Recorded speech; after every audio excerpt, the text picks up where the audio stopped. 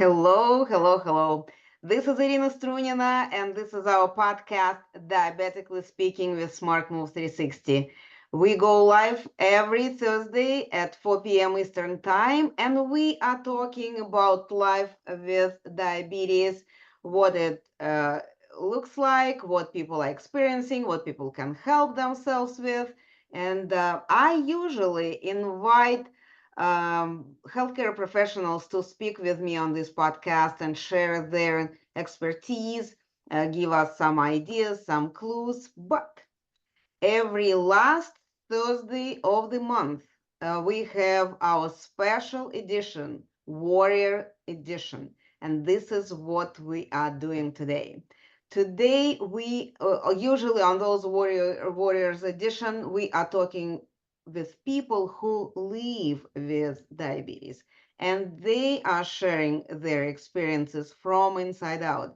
And today I have a very special guest because he is not just the person who lives with diabetes, but he is the person who is taking actions to help people to manage their condition. So, Mark Halonen, welcome to our podcast. And please tell us a little bit about yourself. Hi, Rena. Thanks for having me. Yes. Yeah, I'm from Delano, Minnesota, and I played hockey, played sports all growing up, and never had any, forethought or forewarning about diabetes, is always something buddies of mine have had. And yeah, I went up to college and started losing weight and was feeling very lethargic while working out and playing hockey. And I was just like felt sick to the core and I was losing some weight, so I was really pounding some food.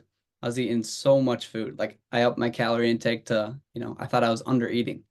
But as we know, we're not getting the nutrients we need when we don't have insulin. I'm a type 1 diabetic. When we don't have insulin, so I lost weight. I'm usually like 175 and then I went down to 139. And this was all in the freshman year, the fall of my freshman year of college.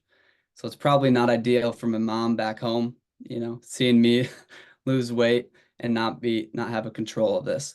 But yeah, so I was diagnosed Thanksgiving time of the fall of my freshman year. And yeah, that's my diagnosis. All right. Well, pretty scary story. And especially when you moved out of the house, you live on your own, and all of a sudden something is happening and you have no idea what it is, and your family is in different town. At least you don't live with your family. You have to manage it all on your own. That's scary. So how did you learn that you have diabetes? Did you go to the hospital or what happened?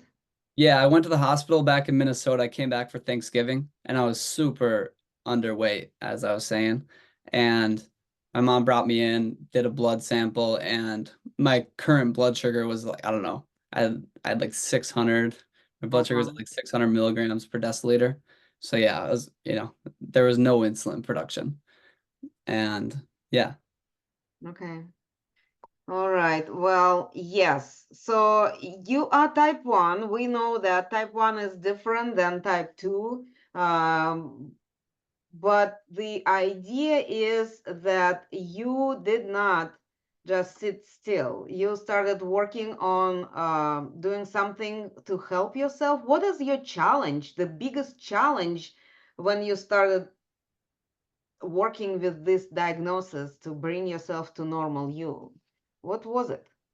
Yeah, so everyone knows how to carb count, take insulin 15 minutes before, count your carbs, eat your veggies before your carbs, that kind of stuff. It doesn't seem like information is the hardest thing with diabetes management. It seems like effort is. So like over those first few years, I just had average management. It wasn't, nothing to note either way, exceptional or exceptionally bad. But yeah, the what I noticed the biggest determinant of my blood sugar management was how much effort I was putting in. So if I had time to, really manage it and count my carbs and take my insulin 15 minutes before, my management was actually really good. And the exact opposite was true when life would get busy. I was in finals week, and I was just eating last minute and just taking insulin as I was eating. Everything was, my management was very poor in those kind of situations. So I was just looking to change it from like a motivation determined management to just constantly good management. So actually what inspired the idea was I am not that good at working out consistently, or I wasn't in the past. I would always get, working out for a couple weeks at a hand and then, lose motivation, then work out again for a couple weeks. And then I got this Garmin watch it shows me how it grades my fitness on a cardiovascular score called the VO2 max. It tells you your VO2 max, and then it improves, or actually lately it actually recessed 1 or 2, 1 point. And so I really got to kick it into gear here. And it shows me like race predictor, like how it estimates how fast I'll run a marathon time. And this has made me so consistent over the past like year and a half with my running and working out as a whole. And I've just been feeling so much better in that regard. And I was like, what if I could get that sort of gamification and shove it into my diabetes management? Because to know how well I'm doing overall. Yes. And then also I was thinking there's a couple guys that I know with diabetes. Like if I could just compete against this friend every week and see who can, kind of like fantasy football. I don't know if you're aware of fantasy football, but it's like a weekly competition. If there was like a weekly competition where I'm just competing against this friend and trying to beat him, that would just be phenomenal for my management. That's what I was thinking of. That was the dream. And then, yeah, my brother and I eventually, I was thinking of this last fall. And then I graduated last winter. And yeah, this spring and this summer we built it. And it's available on the App Store, on Hold the on, hold on, iOS hold and on. Android store. Dylan, hold on. You just said something, but we didn't tell what you built. What is it? What did you build, guys? So we built that vision of gamification of diabetes management, competing with friends, and just trying to reward us diabetics for being disciplined. Okay. Because when you're disciplined, it's hard work, and Yes. to recognize that hard work is just creates a positive feedback loop where it reinforces that behavior. So makes it more likely that you'll do it week in, week out when you. You still didn't say the word. You built the app. Yep. Yeah, You it's a built mobile the app. app that anyone can actually download and use. Yeah, not everyone yet. It's a mobile app, so if you have an Android or an iPhone, you can download our app. But right now, it's kept to only Freestyle Libre users. We're still working on accommodating Dexcom users, but we don't have access to their data yet. But that'll be coming soon. But yeah, right now, if you have a Freestyle Libre, you can download our app, see your data come through, and compete with all our diabetics that are on the app. Okay, that's what it is. Yeah, I actually I'm very impressed with the fact that you was able to put it all together and have an app available. I've been using this other app that has nothing to do with diabetes. It has to do with me walking. So it's a Sweatcoin, and they also brought in this gamification and some rewards that you could do and some cool things that you could do and compete with everybody around the globe who has it downloaded. So you did the same for people who have diabetes to have their separate competing, I don't know, league. Yeah, yeah, exactly. Okay, so and you are saying that this is only for those, for right now, for people who is wearing CGM and CGM by Abbott, the Libre. Does it matter? Is it Libre 3 or 2? Does it matter? Yeah, it doesn't matter. It just has to be an Abbott Freestyle Libre. Okay, all right. That's very cool. So uh, for you're obviously using it, right? Yep. Yep. So how it's helping you? What benefits for you from just knowing some other guys what they're doing? What else is you are benefiting from using this app? Yeah, so good question. So the fundamental benefits of competition, um, picture the comparison I like to describe is like a kid on a basketball hoop outside of his parents' house, just in the driveway, just aimlessly shooting hoops, and yeah, just kind of messing around, passing time. How much better is that kid going to get better at basketball over a year's time versus the kid that's in a league competing every night, trying to get better, trying to win games?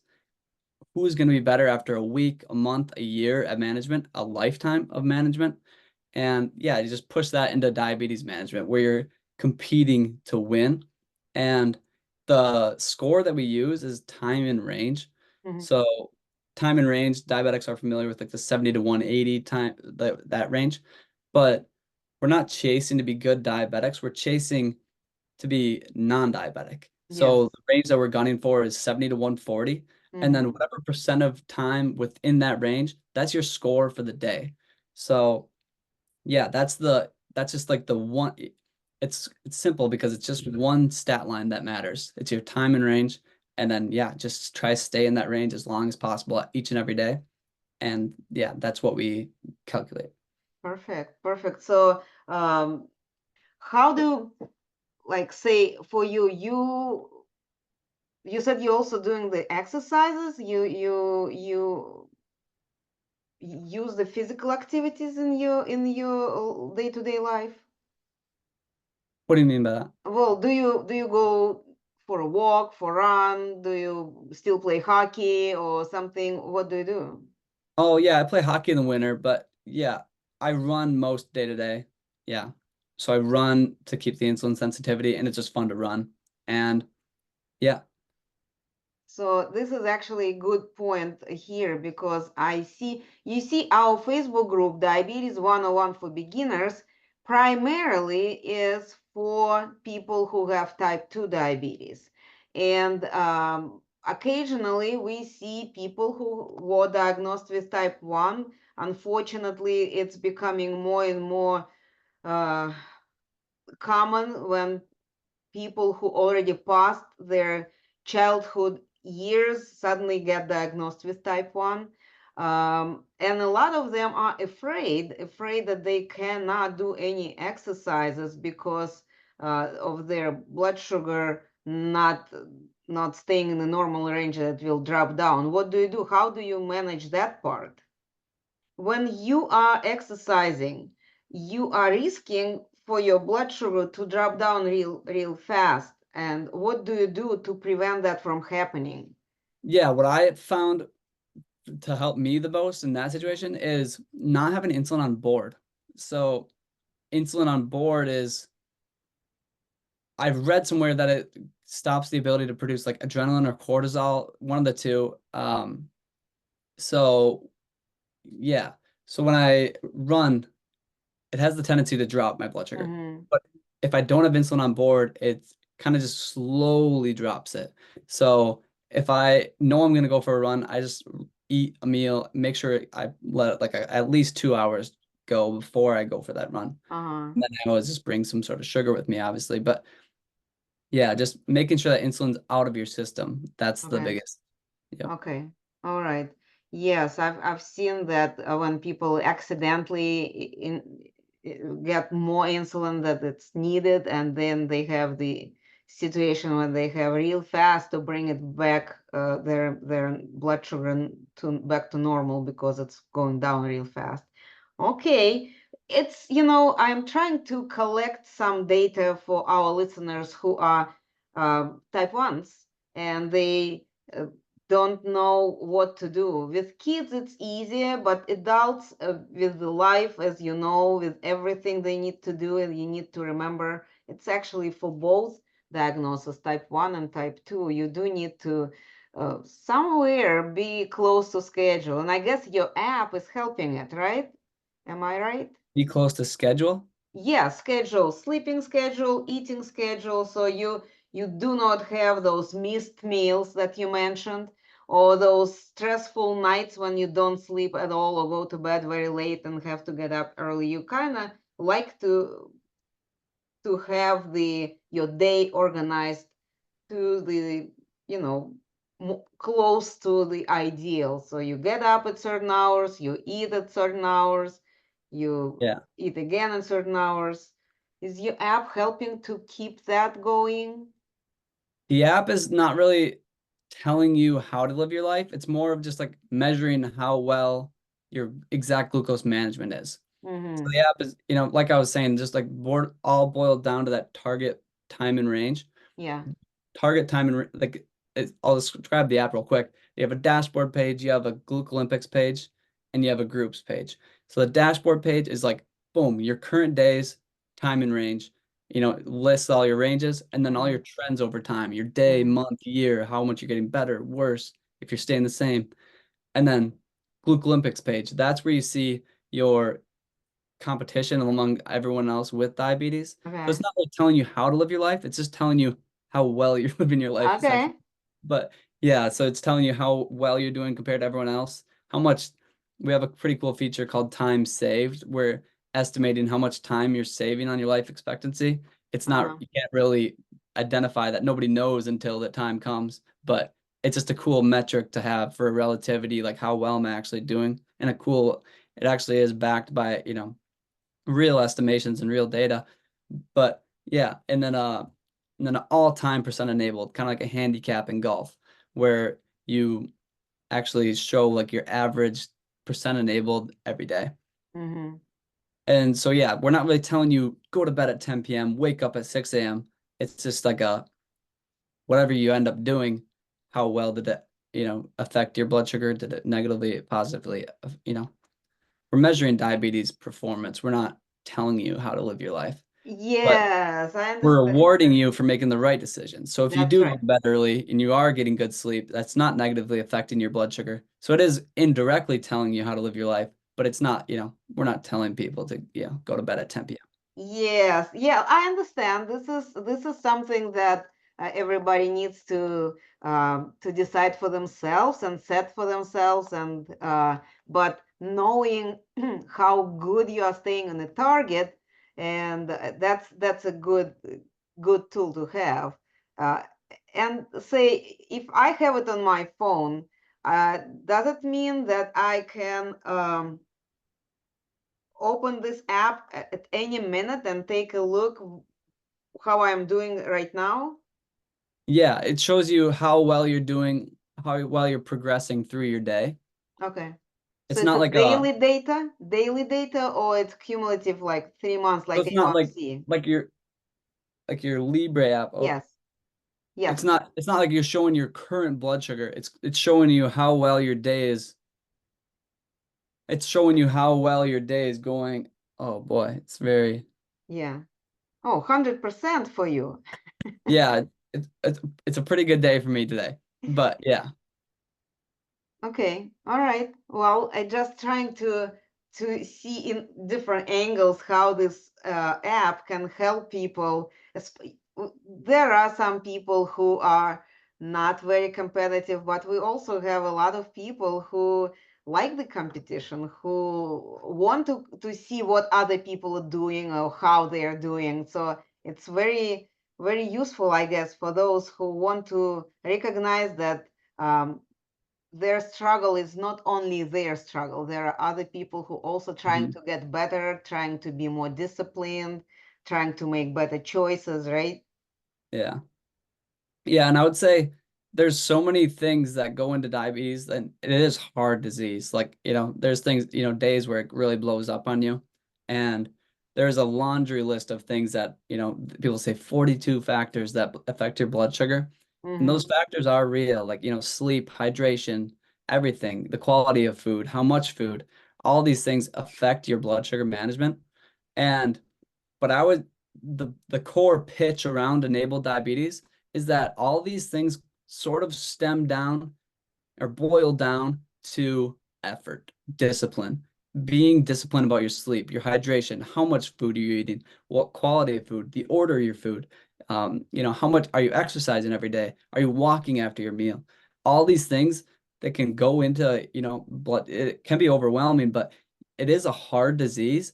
And if you want to live long, if you want to manage your blood sugar perfectly, or as close to as possible, it takes effort. And a lot of times people kind of shy away or almost like victim, it is easy to like, this is such a hard disease and we didn't ask for it, but it is just going to take a lot of effort.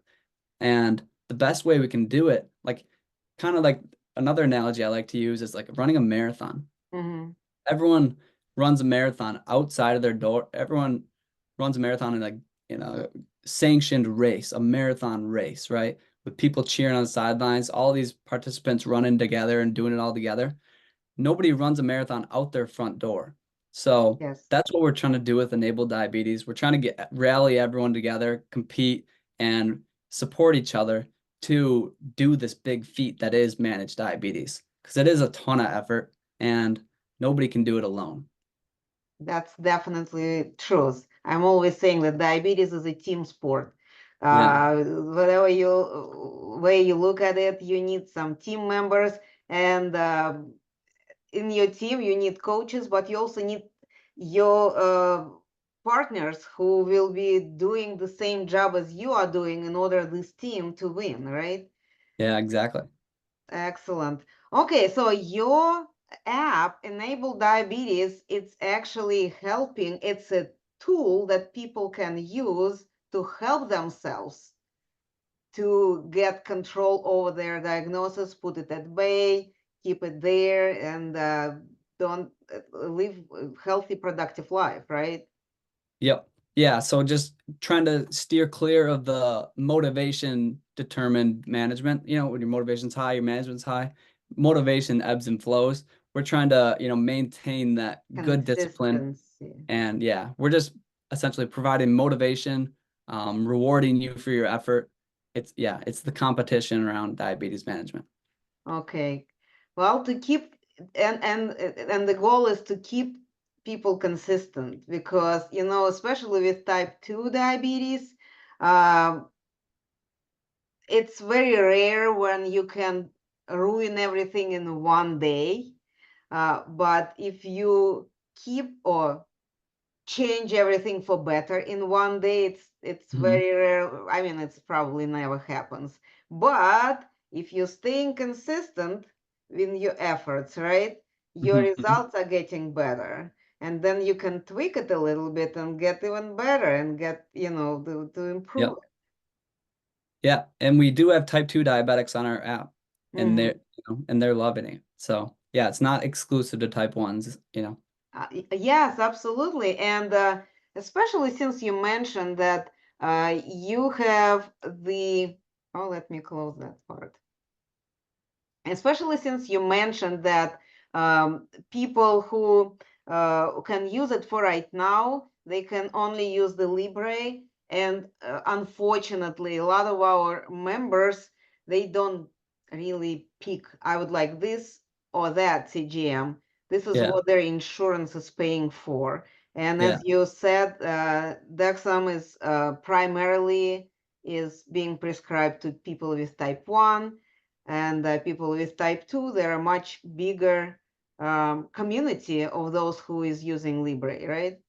Did I Yeah, understand that's what correctly? that's what I believe is the case, because type 1, they're insulin dependent, and doctors often prescribe Dexcom because the ability to pair with an insulin pump.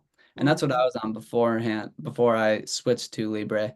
But mhm. yeah, there are a lot more type 2s than type 1s. Yeah. Okay.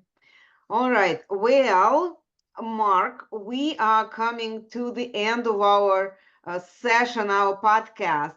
And I wanted just for you, please tell where people can find your wonderful app, how they can find it. Yeah, so enabled diabetes on iOS store or Google Play Store, or enableddiabetes.com is our website if you want to check out some more information. And yeah, I'm Mark Halonen, Mhm. MarkHalonen _ T1 on Instagram. Okay. All right. What I will do, we will put your information on my website as well, smartmove360.com. So people will be able to find it either on your site or on my site. So anyone who will be looking for this, they will have a chance to find it. And hopefully they will take this chance and use it and help themselves to bring some gamification, as you said, to bring some fun, some spark to their management of this diagnosis. Yeah. All right. Before we close, I wanted to right now remind everyone about few activities that we have in our Facebook group, because we are not just doing the podcast. In addition to the podcast, we have the event. It's called Telenurse Tuesday, when our certified registered registered nurses are going on our website and helping people to find answers to their questions before they finally will get their appointment with the doctor's office. Every Wednesday, every other Wednesday, we have our support group meeting, and I was not able to pull up the banner for it, so just look for the admin's announcements. But support group meeting in Zoom, and we are talking with each other, and we also invite healthcare providers. Often we have dietitians with us, often we have some nutritionists with us to help us to find better way for how to help ourselves with managing the diabetes. Of course, we do have our podcast every Thursday at 4 p.m. Eastern Time. And on Friday, we have our Trevor Brown going live with Fitness Fridays at 9 a.m. Eastern Time. And he is giving some exercises, some ideas how you can keep yourself active, and how you can help yourself to manage your diagnosis in a better way. And with that, we are wrapping up our podcast today. Mark, thank you again for being the person who is not just sitting there, but doing something, and doing something that will help thousands and thousands and thousands of people to manage this diagnosis, because unfortunately it's a pandemic, and we do our part the best way we can to help everyone to be on top of it and keep it at bay, right? Yeah, thank you. Thank you, Mark. And thank you, everyone who listened to us. Please share this with people you know. Share it with those who is wearing CGMs. Share it with people who are considering to wear CGM, continuous glucose monitors. Maybe you think that you have the story that you would like to share with everyone. So please reach out, and we will do the podcast with you. And of course, every Thursday, except for the last one, we have healthcare providers who are sharing their areas of expertise and tips and tricks that you could use in your life to manage this diagnosis. Once again, Mark, thank you again. And until next Thursday, I am saying goodbye to everyone. The number of adults with diabetes in the U.S. has more than doubled in the last 20 years. And how half the country, Tucker, have prediabetes or type 2 diabetes, and 30% of teens now have prediabetes. 1% of Americans in 1950 had type 2 diabetes.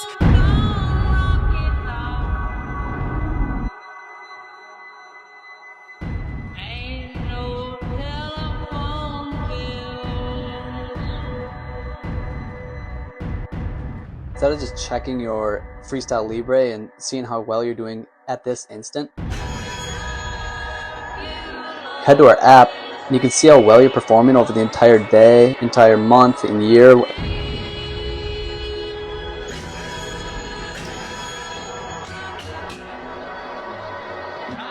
And here's the exciting part. You got Gluc Olympics. You're competing with your diabetes management among your peers with diabetes across the world, your friend group.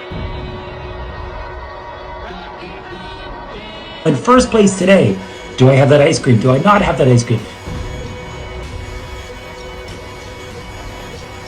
So yeah, if you recognize this logo, download our app. And if you have a Dexcom, stay tuned. We don't have the data yet.